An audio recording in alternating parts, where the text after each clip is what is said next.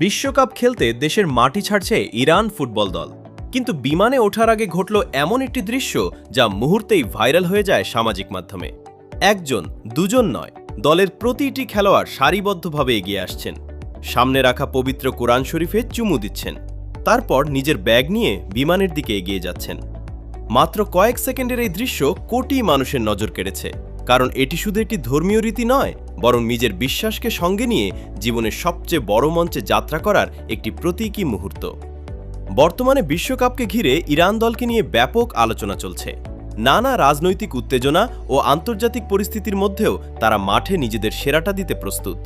আর ঠিক এমন সময় কোরআন চুম্বন করে যাত্রা শুরু করার ভিডিওটি সামাজিক মাধ্যমে ছড়িয়ে পড়তেই হাজার হাজার মানুষ মন্তব্য করতে শুরু করেন। কেউ লিখেছেন, বিশ্বাস নিয়ে যাত্রা শুরু।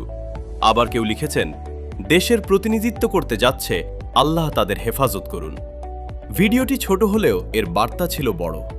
একে একে প্রতিটি খেলোয়াড়ের সেই মুহূর্ত যেন দেখিয়ে দিয়েছে, বিশ্বকাপ শুধু ফুটবল নয়, এটি আবেগ, বিশ্বাস এবং একটি জাতির স্বপ্নের গল্প। এখন দেখার বিষয়, মাঠের লড়াইয়ে ইরান কতটা সফল হয়। তবে বিশ্বকাপে যাওয়ার আগে তাদের এই ভিডিও ইতোমধ্যেই মানুষের হৃদয়ে জায়গা করে নিয়েছে।